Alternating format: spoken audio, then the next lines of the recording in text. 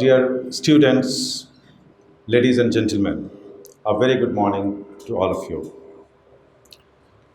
I really feel honored and privileged, and of course, obliged and indebted to the administration for picking me as one of the speakers, especially on this 150th birth anniversary of Mahatma Gandhi. As you know, we are here to, you know, discuss and share things on Mahatma Gandhi on this occasion of Gandhi Jayanti. But what I think is something beyond that. It's not for nothing that Mohandas Karamchand Gandhi, a lean and thin man, a lawyer by profession, is popularly known as Bapu, or say father of the nation, or Mahatma Gandhi. My friends, my valued speakers earlier, they spoke a lot on what Mahatma Gandhi was and what we learned from Mahatma Gandhi and what we can do in future in the present time. But friends, before I go on to that, I also believe that we undermine Mahatma Gandhi or his existence if we merely remember him as a social activist or a leader or a freedom fighter who brought freedom to India. Because mere tokenism, by presenting him on the currency notes or in a photo frame or his glasses or spectacles as a symbol of Swachhta mission is not enough. This tokenism of great people of our country and other countries also actually is a type of undermining their personalities, their ideas, and their visions. This is what we have done. We discussed often with Rabindranath Tagore. This is what we did with our own Sir Syed Ahmad Khan also. Because these people, they were not mere, men, human beings. They were actually ideas. They were potent ideas. They were visions. And they need to be incorporated in the policies.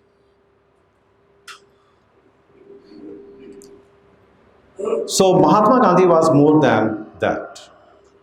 What we know, what we generally talk of Mahatma Gandhi. What was he actually?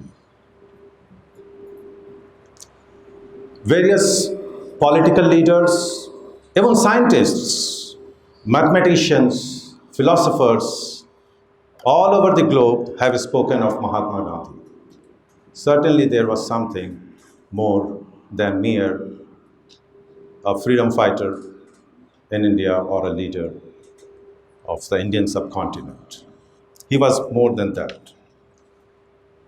My friend quoted Einstein, but I like another quote from Einstein, Bhardwaj, that generations to come will scarce believe that such a man as this one ever in flesh and blood walked upon this earth. And that is true about Mahatma Gandhi. We hardly believe because of his practices, not simply high principles, but the practices. He did what he believed, what he said, and in what he had the faith. He acted upon that. So he was not a man of high principle and low practice, rather he was a man of high principle and noble practice. So when he talks of cleanliness, he himself cleaned the places. When he talked of nature, he participated in preserving nature. When he talks of industry and machines, he used charkha himself. The practice, that is what made him great, not mere words. And as you know, action speaks louder than words.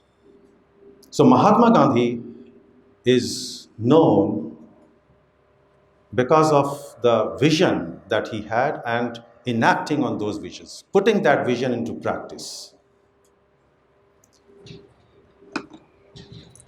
See, it's very interesting. I don't know, I was just thinking of it and it came to my mind that when I thought of the political leaders of the time of freedom struggle, see, all leaders, they have ideas. But Mahatma Gandhi had the ideas and visions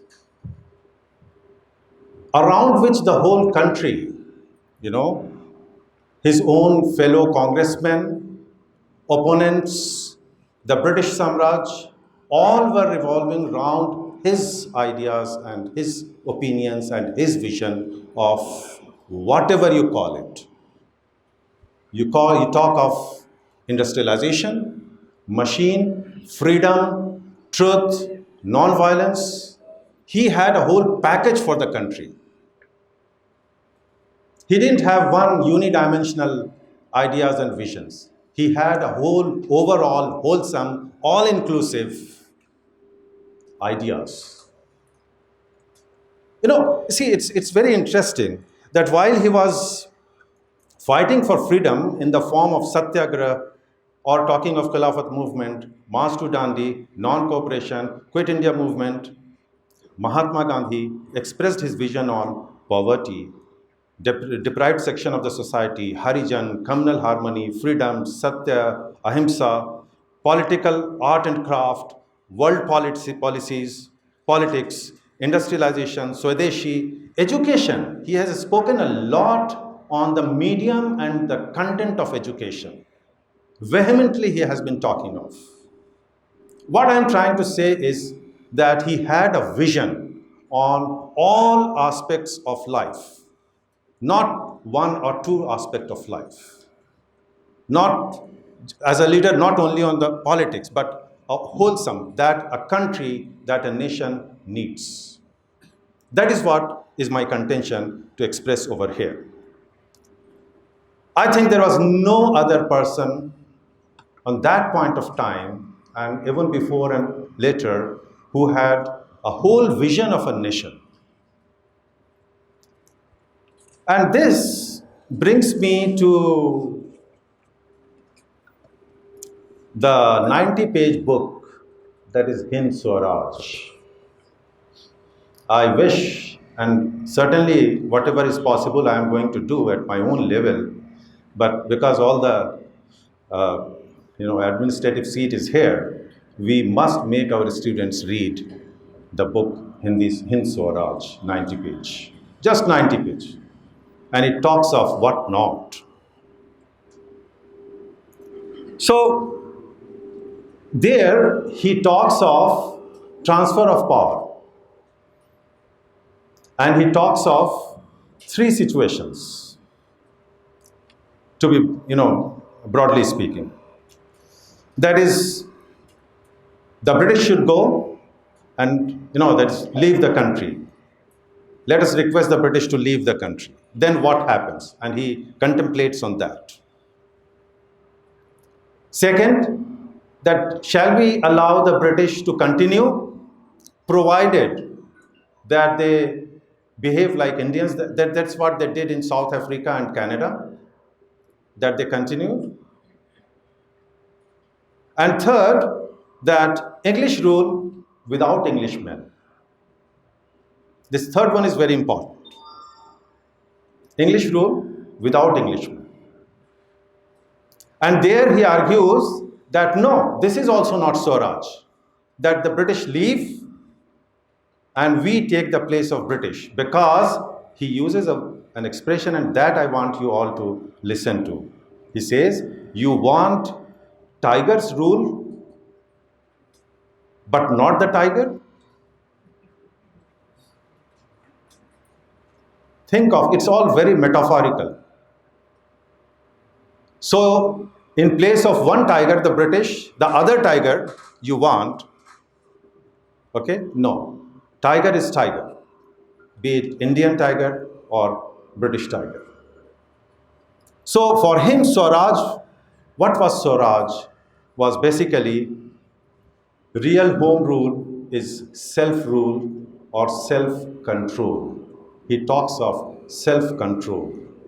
Self control refers to being disciplined, a disciplined society, a disciplined civilization.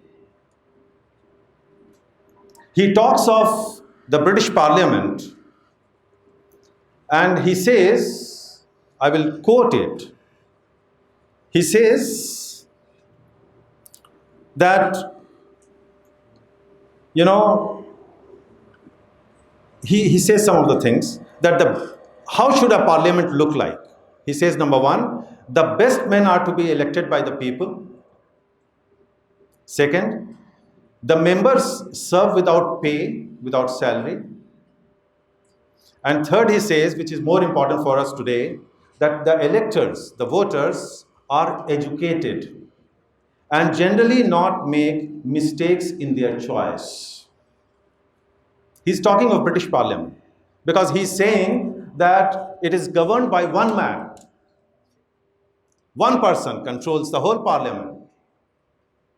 And that is where he is reacting to. So he talks of who should be a parliamentarian, how the should be elected, and how the people should vote for our parliaments, how the people should elect their parliamentarians.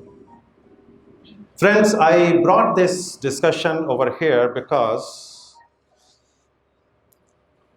you know, there are just two things, very simple. The existing situation, I don't call it good or bad. This is what we have today. Everybody is responsible, whatever is the shape. The problems exist still. We have the problem of cleanliness, nature, education, anything, you name it and we have it. Actually, what happened for all practical purposes is that we became independent. That's the third choice, that we have the English rule without English men. That is where we stand even after independence. That all our policies are still, till date, actually they are British. If you go into it, especially you look at the policing, you look at education, they have gone ahead of it, but we are still there. Judiciary, you look at things.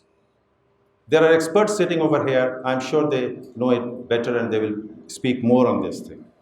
So, what I'm saying is that when India became independent, we had the vision in the form of Gandhi that could have been adopted. We didn't go for that. This is what I feel and I understand. It's never late to pick that up because it's very important to go in for Satya, Ahimsa, humanity, love, because violence will always lead to violence, hatred will always lead to hatred, negativity will always lead to negativity.